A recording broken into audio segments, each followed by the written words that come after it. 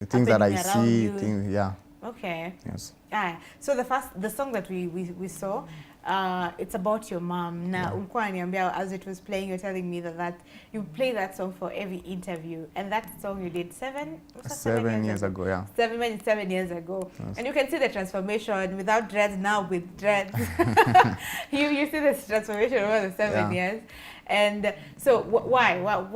What's so important about this song? Mama, I Made It is a song that I recorded straight after high school. And it was like, when you're in high school, I think most people usually say that for you to complete high school, you actually need to make a lot of sacrifices. And according to the statistics, most people usually don't go through Form 2. I think it's true. So I think I was very happy to pass my exams, and also felt like I actually made it through high school. And apart from that, there are some honorable mentions in the song where I usually praise my mom. And since she's a pillar in my life, and actually she's the one who has believed in me in my music career for ever since I started. Yeah. If I had my phone, if I could call her right now, her Skiza tune is the song. Wow. Yeah, ever. So I think it's a special song to me. That's why I say in every interview I usually go, or in every show that I usually go to perform, it's usually in the playlist. Wow. Yeah. Okay. Big up to mom. I mean, she's a proud mother wherever she is. I'm sure she's watching. Yes. Yeah, actually she's watching. Big up to mom. All right. So from that song, how was the journey like? 7 years in. Actually, I think this song came with a lot of kismat. Yeah. Immediately I released this song. I featured in a show together with Calligraph Jones, Jua Kali. Okay. And after that, I was featured in the Bombo La Sana. It was the first ever show, which took place in Zitek University. Wow. So I think after that, that's when I received my first payment in music. That was from Ngomma and Skiza. So things started building up from there. Yeah, it opened up a lot of doors. So it was a major inspiration that actually music is a career that you can actually pursue and make a living out of it. Yeah. And when you talk about music as a career that you can pursue, you have different things that you're doing. I know you're not doing music independently, wholly, you're not just focused on music, but you have other things going on, and you'll tell us about it. But still on this song, you also mentioned that you had everyone appearing on that video are your friends. So are they still your friends? Drop off along the way? If I could point out, I don't know if the video is playing right now. We don't have it on screen. Okay, I can say from the video, one of the guys there, actually we are now neighbors, and we have known each other since primary school. Only the guy is the one who left because he went to work in the US. And all of them are still in my circle. Like we meet for birthdays and things like that. Yeah. I mean that's good, great friendship. You are a keeper. Ni rahisi watu kusema the ule alikuwa beshte yangu, all that kind of. So it tells a good story at least. Yes. Okay, so from all your songs over the 7 years, what has been, or I want to ask, which is your best song from all the songs that you have written? My best song? I think all of them are my best songs. Please, you'll have to. I knew you'll say that, but because there's one thing about artists. When I release a song today, and then I send it to you, once you listen to it and you tell me that the song is good, I'll tell you, that's better than the other one. We are usually like that. We always think that the next song is better than the other song. Yeah, okay. But at the end of the day, when you listen to your songs, they're all good. Yeah. Okay. Yeah. Like, there's any of your song apart from this one? Yeah, I Made It, Mama. You have a story behind it. Yeah. Do you have any other from all the songs that you've written from your albums that has a story to it, maybe from a personal point of view? Yeah. I think as we keep growing up, I think there are things that we go through in life, especially loss. So as I kept on coming up, we started losing some friends in some, let me say, sickness, some tragedies. Because then there was the time during COVID, I lost a friend. And so I wrote a song dedicated not to him, but also all the friends that I lost back then. So that is a special song. Okay. there's another one. This one makes sense since when you know once you're dating, you should dedicate a song to someone that you're dating. Yeah. But ex. We don't say ex, but that time that time she was not the ex. Girlfriend that time. Yeah. Okay. But at the end of the day, you can still break up and the song still remains on the platform since it's doing too well. Yeah. Well. There's that, and there's I've also dedicated a song to my fans. I think it's also gonna play sometime soon. Yeah. Okay, we'll see what song our producer chooses from the mixes, the different varieties that we have there. Yeah. And now, getting back to or switching a bit to what you do apart from music. Tell us, okay. Also the CEO of Alpha Digital Marketing Agency, and the story behind this also still comes from the music side. Coming up as a musician, I think for you to get major deals, you need some connections. Like for you to feature as a main event in a show, to go for the big interviews like Y254 or 10/10, or there's the turn up. I think for you to go places like that, you need to have major connections. And most of the time, you can be texting or calling, or you reach out to someone on Instagram, and they usually just look away on your messages, like they don't read them or things like that. So I think at around 2018, I got a job somewhere, and it was actually an industry where I was the head of entertainment at that place. So when you interact with most guys, they're usually like, can you go for Willie Paul? Can you go for Calligraph? Can you go for Major or something like that? So me being in that position at that moment, I will usually place a big show. I'll take like 2 artists. I'll take someone like Calligraph or Asake, and then I will put the curtain raisers. I'll put most people who are underground artists. Yeah. So the main idea came from there. Then as it grew, I started setting up events, not only for the big artists now, not for the underground artists, which the major events are. There's one which is called Badfest. Badfest. Yeah, Badfest. I think you should check it out. It's a big event now in Nairobi. It takes place usually every 3 months. The last one took place in December 24th. 24th December. So the next one is supposed to take place in March. Yeah. So from there, Alpha Digital actually started as only a marketing agency. But in terms of marketing, it was managing artists. Yeah, managing artists. Then I started meeting some other people. I expanded to managing artists and models. Then me also being a media student, I majored in advertisement and marketing. So I'm also good in photography, videography, film production, content creation. Comes in handy. Yeah. So apart from me being a manager, I started now expanding it to be a whole business. So it consists of a whole package that is photography, videography, there is content creation, there is script writing, there is graphic design, there's the management side, there's the PR consultation side, and all that. Yeah. Look at that. I mean, that's amazing. And how is it doing? When did you start this, and how is it going for you? It was founded in February 2023. 2023. Yeah, so last year. Last year. That's when I decided I was at a very big company in Nairobi. So after some time, I decided to venture out on myself, and that's when we started with only 6 employees. Wow. Yeah, who are mostly my friends. But then after that, I started getting professional people and advices from different people, and then we grew from there till now. Wow, look at that. I mean, that's amazing. A good story to tell. Yeah. For someone who's wondering how do you start? You know, you've told your journey, what inspired you, you know, how you advanced, but how do you start in terms of getting the resources? You know, starting is usually a challenge for many people because they think of the money involved, like, hey, indawezana kweli, wacha tu ningoje and I try next year, you know.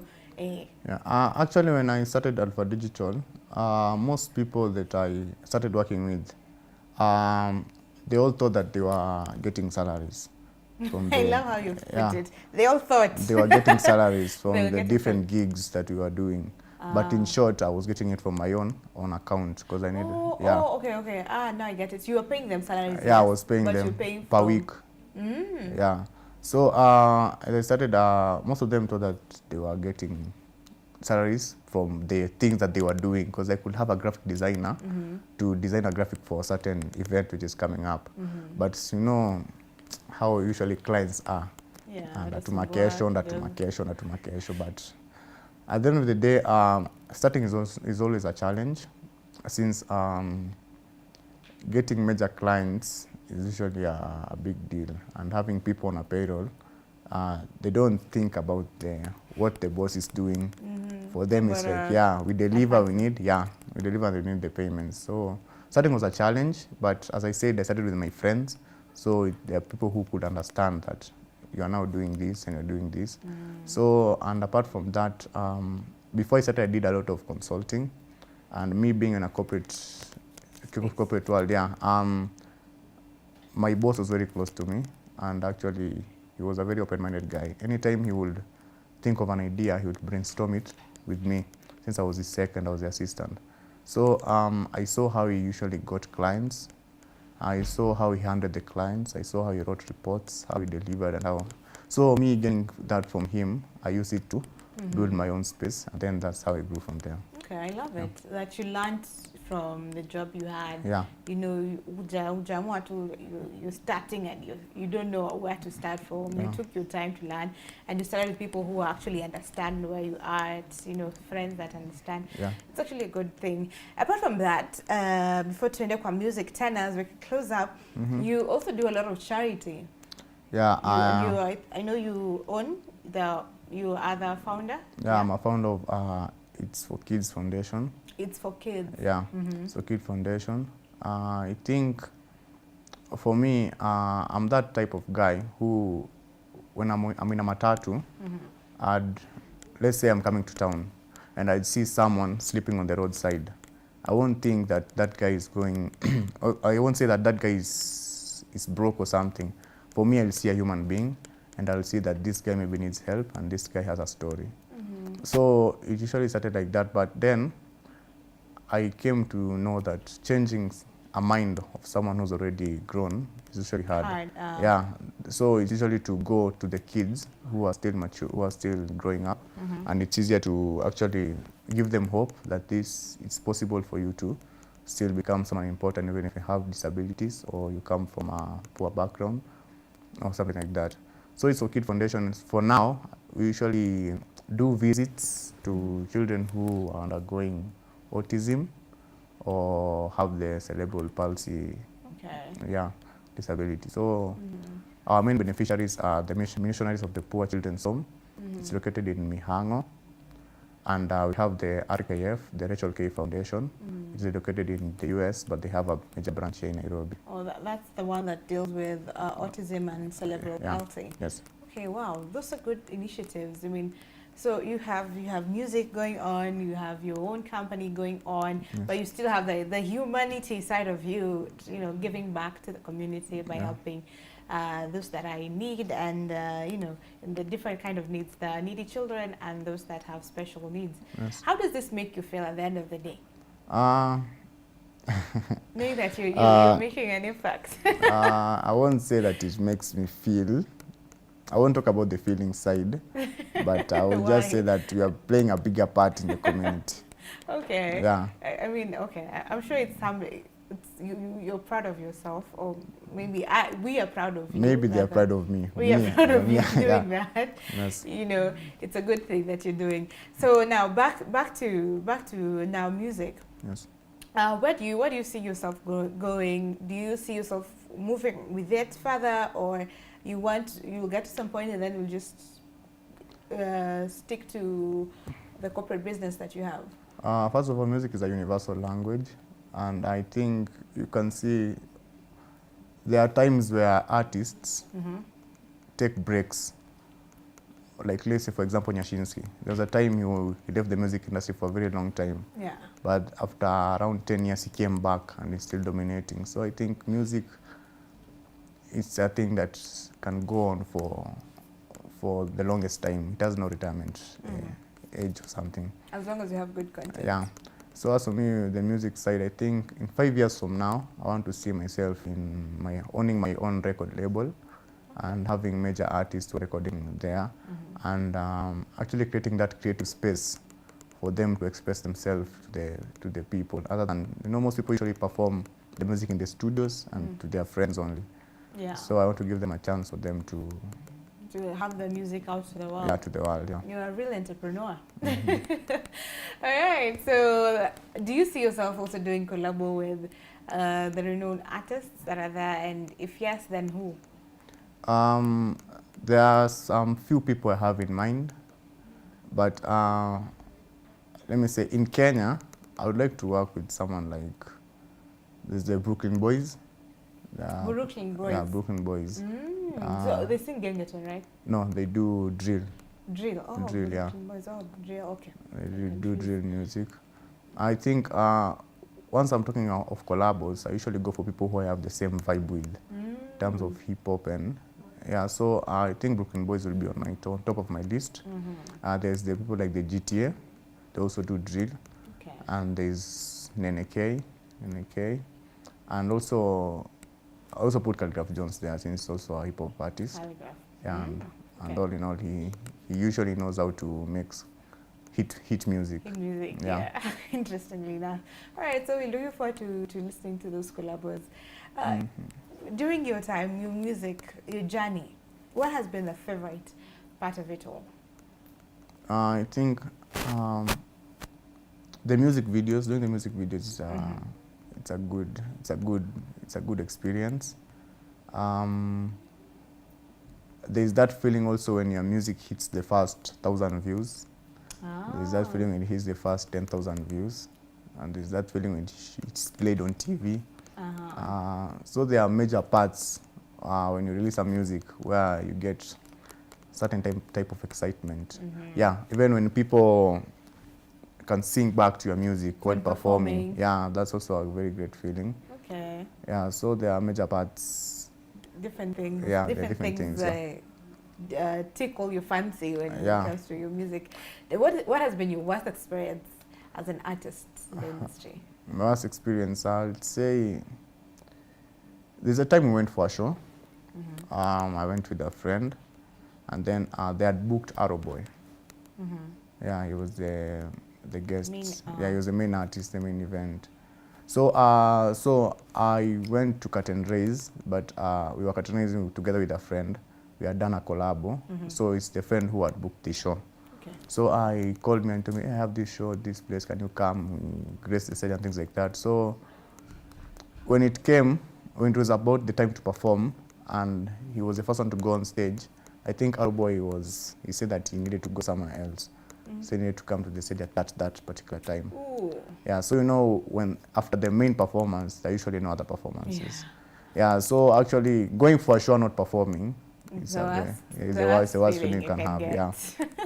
I can imagine. That's something. What do you think about the industry as it is now? People have different opinions, but I think the one that has been constant is that Kenyan music industry is not doing well.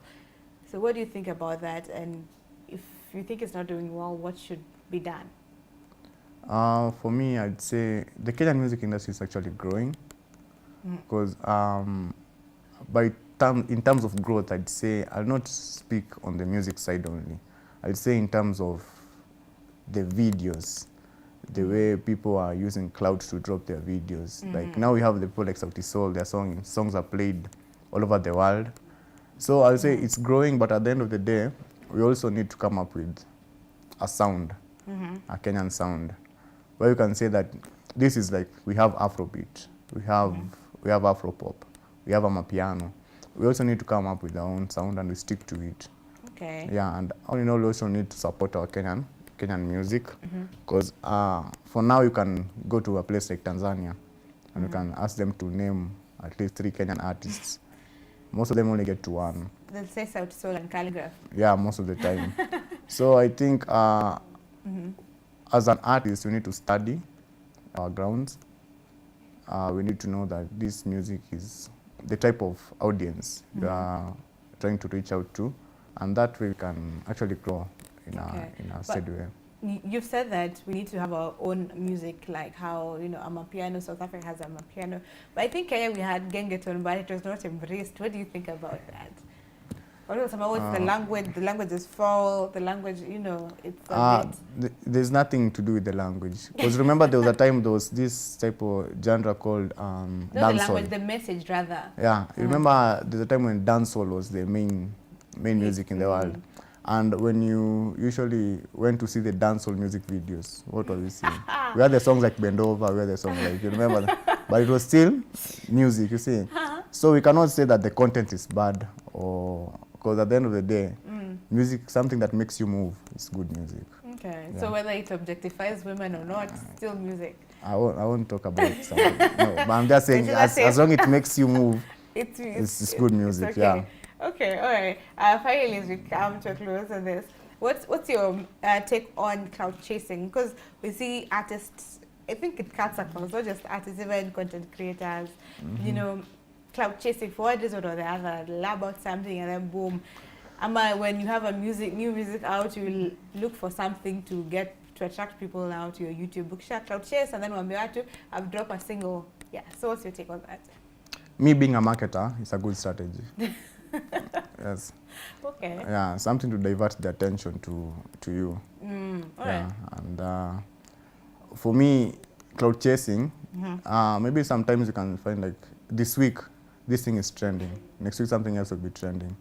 So for you to trend for that, you actually need a strategy too. to trend. Yeah. So actually, it's a good strategy. So it doesn't spoil your brand. It's showbiz. That's just how it is. As long after cloud chasing, the thing that you release is good. It's worth it. Yeah, it's worth it. Okay, me, because I'm tired of cloud chasers, but it's fine. The showbiz stress, yeah. All right. So tell us about Too Fancy. We want to play Too Fancy as we close. So tell us about Too Fancy. No, give us your social media handles. Tell us about Too Fancy, and then we play it as we wrap. You can find me at Royce in all handles: TikTok, Instagram, Twitter, Facebook. Okay. It's Royce everywhere. Yeah. Your music is your music. What streaming platforms is it playing on? It's playing on YouTube, the SoundCloud, Amdundo, and Spotify. Okay. Yes. So Royce, MACROYCE, Royce. So get his music across all the platforms that we have, anywhere, everywhere. All right. So Too Fancy, we want to play Too Fancy. Tell us about Too Fancy. Too Fancy, done the song with two other artists. There's Homeboy Carter, she's a Sudanese hip hop artist, and there's Jake. At that time I was in high school, so actually getting him on the studio was a hassle. Yeah, so Too Fancy is a song that actually speaks about lifestyle. Just the name from it, like I'm too fancy. Yeah. So it was recorded back in 2020. Oh, okay. Yeah, and I think we had some challenges during the recording of that song. First of all, finding the studio was somewhere in Royce. So the person who was giving us directions was not good at it. Yeah. Before mfike mwanza kurekodi, it was a challenge. It was a challenge, but at the end of the day, we did the song, we did the video, and the dancers, they're actually my cousins in that video. Yeah, now they are big dancers in Kenya. Oh, okay. Yeah. Looking forward to seeing them. Speaking on Homeboy Carter, he's also now a very big artist in Kenya. Like, he has just done a major international tour. I think he's now back from Egypt or something. He did a 7 countries tour. For Jake is now a dancer. And as for me, I'm still an artist. Okay. Yeah. I mean, I love how you work with your people, Yes. you know. Now, you're all progressing, moving. That's great stuff. You want to big up someone before we get Too Fancy? I start with my mom. This is your camera. So, Mama, I made it, first of all. I want to big up Tatutisa family. That's the record label I'm in right now. So, big up to you, kid. I want to big up to my homeboys back at home. I won't mention names. So, thanks, yeah. Awesome. So Too Fancy it is. Thank you, Royce, for coming on board. And we want to support your music, Royce, everywhere, all right? So let's listen to Too Fancy, and then we take a short break. We'll be right back with some more stuff for you. Here it goes.